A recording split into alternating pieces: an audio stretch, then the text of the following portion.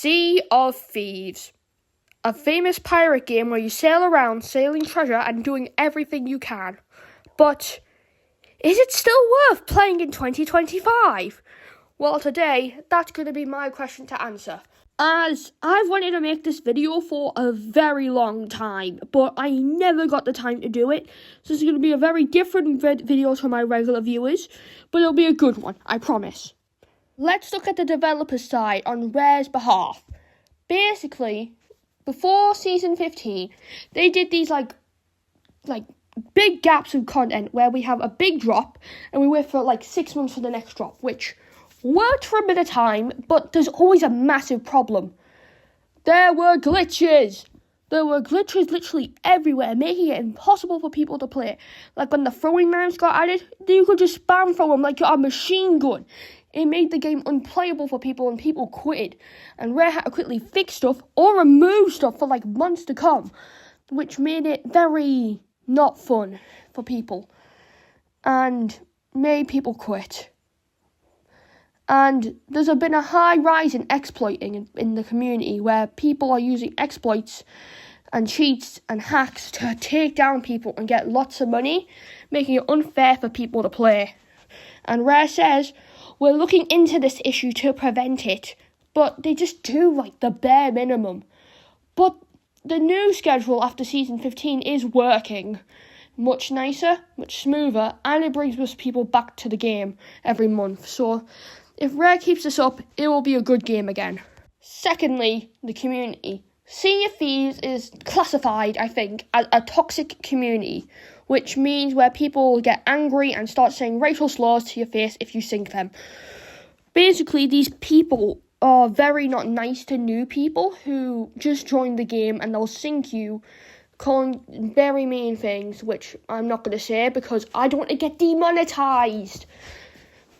So, when this happens, it gets annoying and it stains the community forever, showing it's a toxic game. But there's nice people in this community who do really epic things. So many nice people. But it's just hard to find because literally so many people are toxic and makes it unfair for new people to begin the game and learn.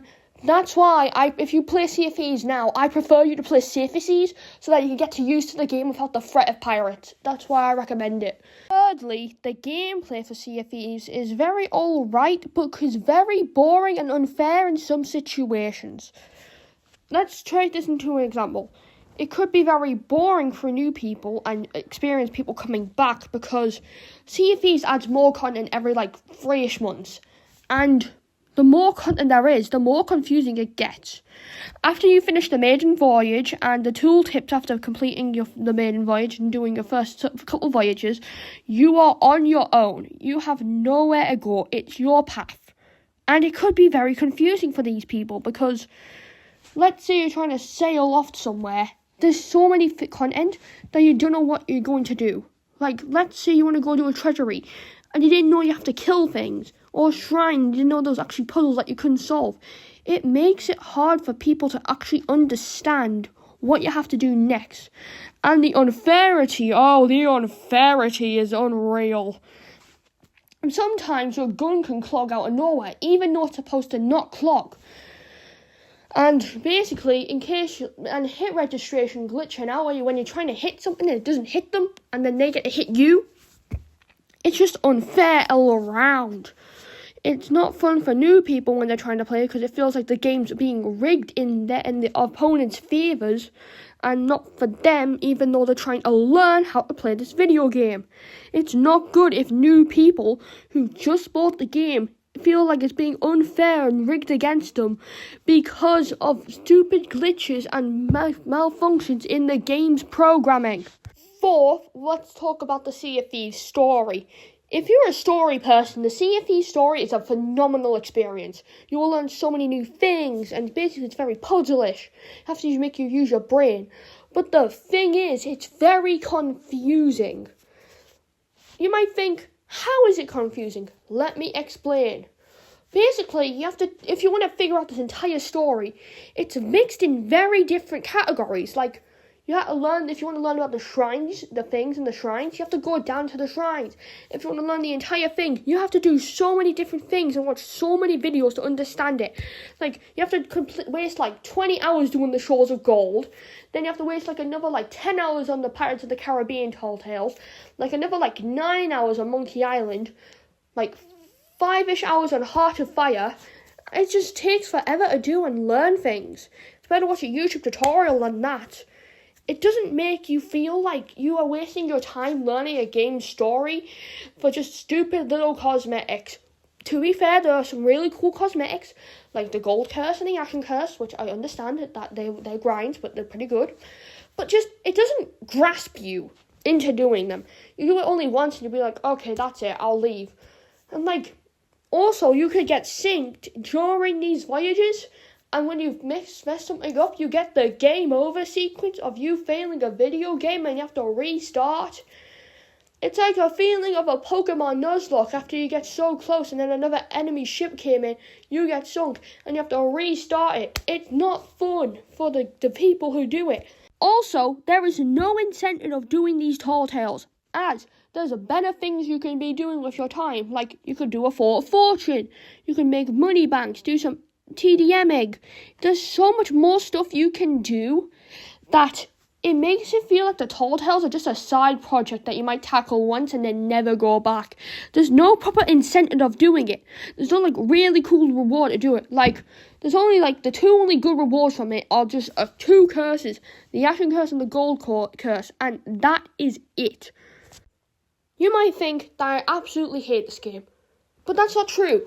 This is my favourite video game of all time, and there's multiple reasons of why it is good. I know it seems like this is a very bad, very big hate video that is supposed to target Sea of Thieves inequalities, but that's not true. It's just telling some things that are very bad about the game. There are very good things out in this game. Right, sorry for me talking about how good this game is for a moment. Let's get to the main question. Is Sea of Thieves still good to play in 2025? And the answer to that, in my opinion, is yes. It's very diverse in who you are, and it's very variable in the person who you are and how you play. Let's say you're a solo player. You can play solo on a sloop. If you're a multiplayer, you can play on a sloop, brig, and a galleon. It's very versatile for the person. You could do world events to get money and commendations. You could do, if you're a story person, then you could do the tall tales. If you want to just do voyages and have fun with friends, you can do that. It's a very versatile game, and you could do literally whatever you want. Even though there are some rough spots, it is a very good game all around. You can do whatever you want, and it fits your personality. You might develop things that you never knew about yourself from this game. Maybe you really like the PvP of the game, or the treasure hunting aspect, or the story. It's your opinion on what you like. And that's why I recommend you play Sea of Thieves in 2025. Thank you for watching this video. If you want to show your support, please like and subscribe to the channel. And if you're wondering why my voice sounds very bummed down, it's because I am having a very bad cold at the moment. So yeah. And if you're all wondering, where's episode 3 of Captain Purple? You said it'll only be like a month. Right. Basically, my friend deleted the game and it ruined my entire schedule. So I can't do anything about that. I am trying to fix some things. I'm trying to rearrange the story. It'll probably be like another-ish, like 2 weeks if I have to estimate. But I will get it done. Do not worry.